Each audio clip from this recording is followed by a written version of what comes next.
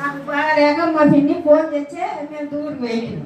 ఆ రోజు దూరికి పోయి ఎంతో అస్సలు కూడా లేచుతారు కల్లా తప్పుతారు కల్లా ఎప్పుడు చచ్చిపోతానా ఏమని అంత భయం కాకుండేది. భయం నాకు అంత భయం తీరిపోయి అక్కడ తిరిగి వచ్చినా కానీ అట్నే భయం కొట్టేది.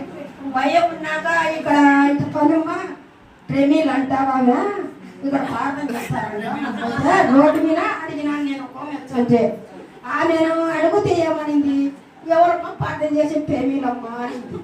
అంటే ఆమె అమ్మా నాకైతే తెలియదు, వాళ్ళు చూడలే, నేను ఫాస్ట్ ముందే చూడలే.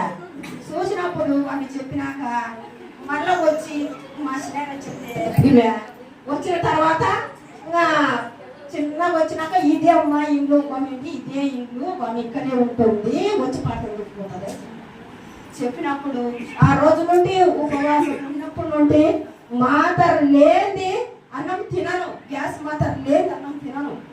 అట్టప్పుడు అంత దేవుడు అంత సొంతంగా ఇచ్చినాడో ఎంతగా చెప్పి బలం ఇచ్చినాడు. నాకు బలం ఇచ్చి ఒకరోజు అమ్మగారు అయితే కళలో ఏమని వస్తుంది, నేను ఏదో ఎవరో కొట్టుకుంటూ పోతున్నారు, అమ్మాయిని కొట్టుకుంటూ పోయి చంపి గడ్డన బండి పెట్టినారు. అమ్మగారు ప్రార్థన చేస్తుంది, ఇటు చీకటి పట్టుకొని ప్రార్థన చేస్తుంది చేతులు ఎత్తి. అట్ట వచ్చింది కళ, వచ్చింది మంచి ఆరోగ్యం ఇచ్చింది. చూడండి నిద్ర రాలేదంటే అమ్మగారు ఎప్పుడు ఫోన్ చేసినా నాకు ప్రార్థన చేసి ప్రార్థన చేసిన పాటని ఎట్టో నిద్ర వచ్చేందుకు నాకు తెలియదు. ఆరోగ్యము దేవుడు మంచిగా చేసి మంచి ఆరోగ్యం ఇచ్చాడు.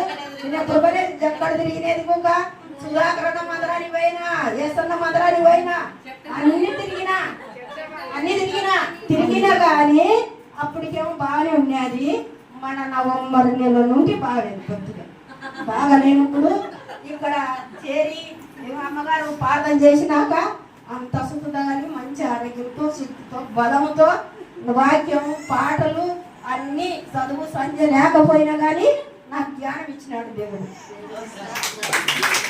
చిన్నసారి దేవుడు